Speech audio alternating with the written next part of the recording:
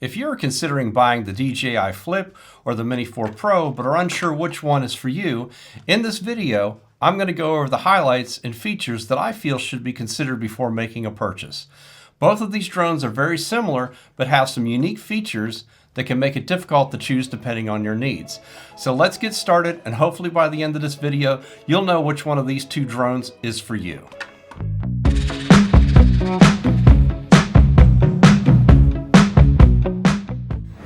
When making a buying decision, price is always a consideration, but there are many things that might matter more than price, such as features on your drone. So let's get price out of the way so you can see what the difference is. The base price for the DJI Mini 4 Pro is $759 with one battery. The Flip, however, is $439 with one battery, which makes it $320 less. In my opinion, the best way to purchase a drone is with the Fly More kit. This will provide you with everything you need to go out and fly. The Fly More kit includes the upgraded RC2 with the built-in screen. It includes a storage bag. It includes the battery charging hub and 2 batteries. The price, however, does jump to $779, and the Mini 4 Pro with the Fly More kit jumps to a whopping $1,099. But it's still the same difference of $320 US.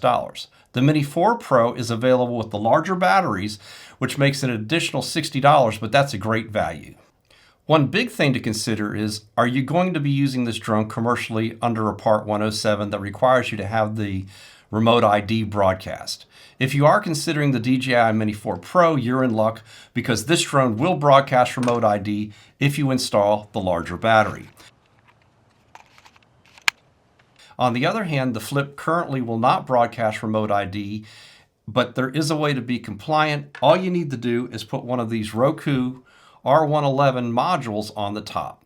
This is a great way to be compliant, and it's only $25.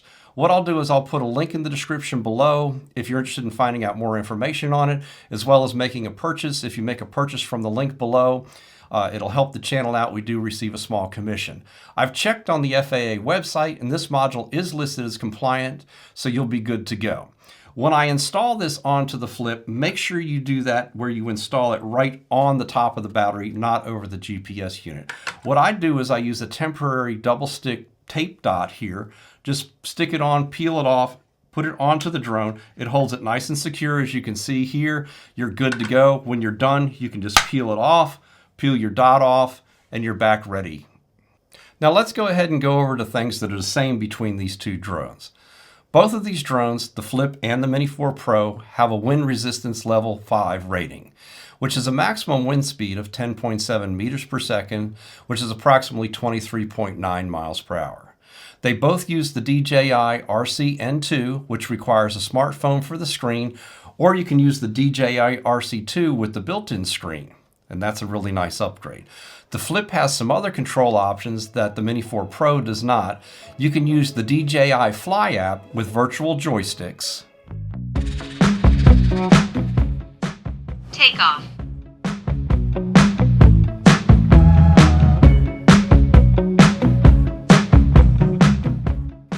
It also has intelligent flight modes that will make it fly totally without a remote control autonomously, and we're going to get into that a little bit later in the video. Now let's go ahead and talk about the things that are almost the same. The first thing is the camera. Both the DJI Flip and the Mini 4 Pro feature a 1/1 inch CMOS sensor camera. The only difference between them is the Mini 4 Pro camera offers true 4K vertical shooting by rotating the camera 90 degrees. The Flip is limited to 2.7K vertical shooting because it does not rotate the camera, it just crops it in from each side, which limits your resolution to 2.7K. On the remote, it will give you framing guides that will help you frame the shot. It grays out on either side there, but you can still frame the shot fine. Most social media platforms will only allow video of 1080 by 1920, so this really is not an issue in my opinion. There's still plenty of room to digitally zoom in, or punch in as we call it, without losing resolution. One of my criteria is portability. The DJI Flip and the Mini 4 Pro, in my opinion, are equally as transportable when you use the shoulder bag that comes with the Fly More kit. They're about the same weight and just slightly different dimensions.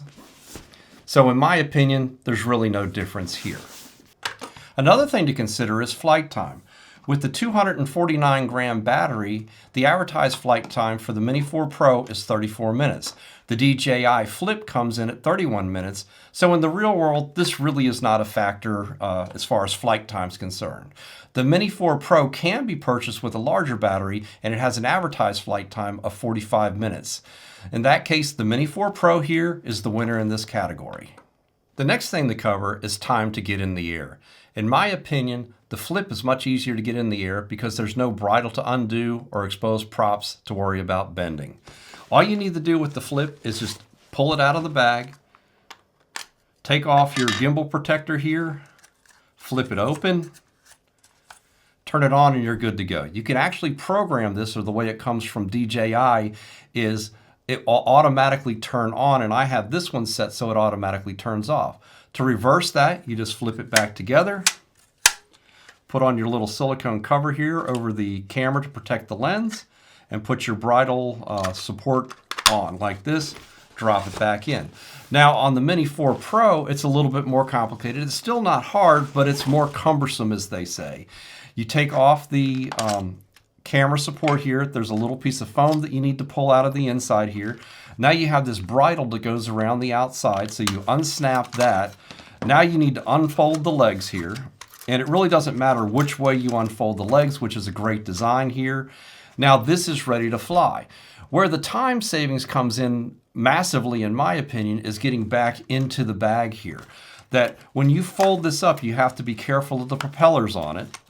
You also have to make sure that you get the props oriented correctly up towards the little landing light here. When you grab your bridle, you have to pay attention that you're using the side with the landing feet on it. When you put it on, you need to make sure the propellers are not trapped under it.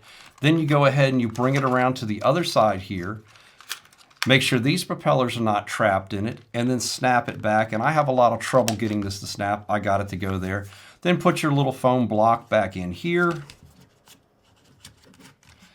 and put your gimbal and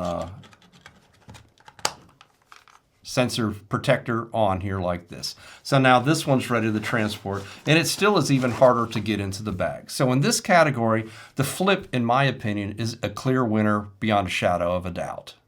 A major consideration, in my opinion, is obstacle avoidance.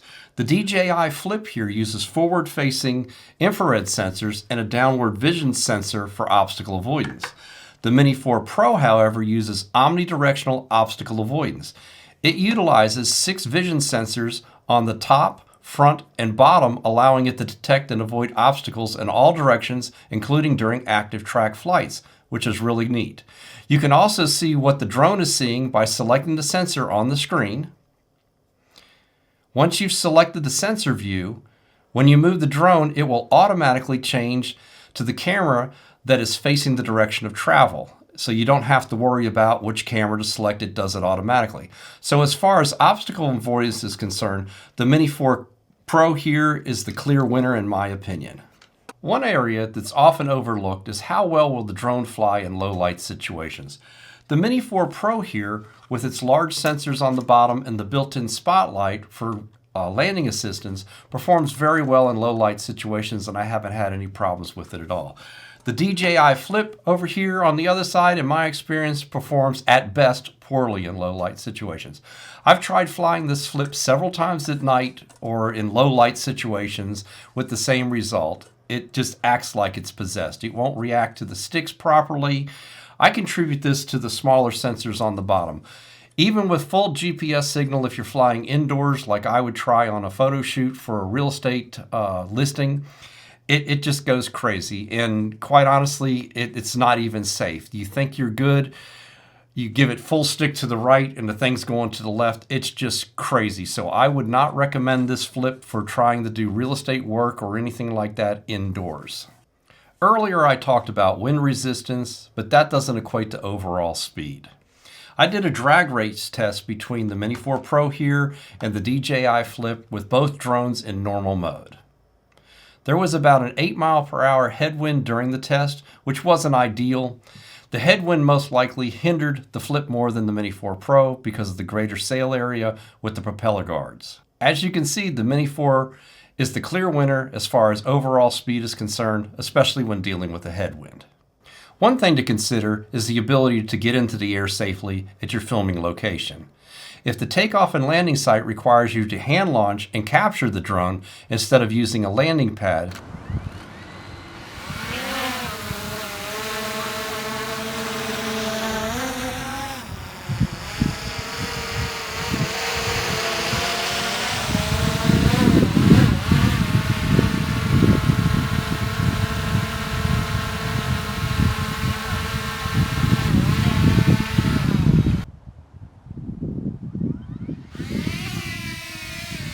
as you can see from this demonstration, the DJI Flip is the clear winner in this category. The Flip is also much faster than the Mini 4 Pro when capturing the craft by hand. If you've enjoyed this video so far, I'd certainly appreciate it if you could click that like button and maybe subscribe to this channel for more videos like this. I want to talk about intelligent flight modes now. The Mini 4 Pro does not have this ability. The Neo does, as well as the Flip. The intelligent flight modes allow you to fly totally autonomously without a remote control. Circle. Rocket. Spotlight. Direction track. Follow. Droney. 3, 2, 1.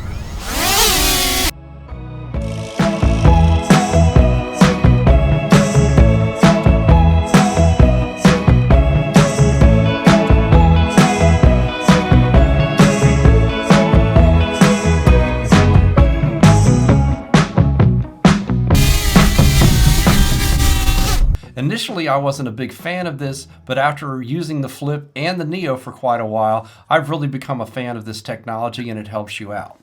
Now, on the other hand, the Mini 4 Pro, you can fly with the Goggles 3 and the Remote Control RC2, and I found this to be very useful when flying in confined spaces like through trees and things like that, and also if it's a very bright sunny day, you're having trouble seeing the screen, you can just pop the Goggles 3 on, use the same remote controller that you're using, and you're off and running.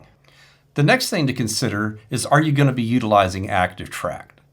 From what I've observed over the years, this is something that some pilots use all of the time and some pilots actually never use it at all. My main use for ActiveTrack is shooting rising shots. After you select an object on the screen, this will keep the camera fixed on that point as you fly the drone.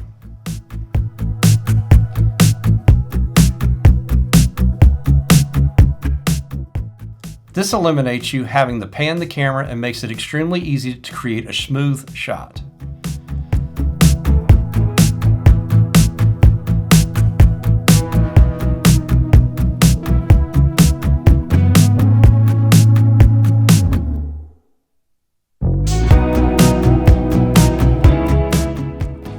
I also utilize it regularly for POI orbits in real estate videos. There is a difference in ActiveTrack system between the two drones. The main one is its ability to track and follow or chase an object such as a person, car, or boat. The ActiveTrack system on the DJI Flip will only track a person. The system will not recognize a vehicle or other objects like the Mini 4 Pro will. The Mini 4 Pro will pretty much track anything from what I've found. For my needs, ActiveTrack only recognizing a person doesn't really matter the way I use the drone, because I actually don't use the drone itself to chase items with the remote controller and ActiveTrack. If I was going to do that, I actually use the intelligent flight modes, which I have become a big fan of. The Flip has one last hidden feature. It's actually not in the Flip, it's in the battery hub that comes with the Fly More kit. All you have to do is hold the side button in for 3 to 5 seconds. It'll automatically start charging up the most charged battery out of the bunch here and use the power from the least charged battery to give you a fully charged battery. Hopefully now you have enough information to make your purchasing decision between these two drones. If you have any additional questions, drop them in the comment section below. Also, let me know which one of these two drones you actually have purchased or like, or have you bought both of them like I have. Thanks again for watching, and we'll definitely catch you on the next one.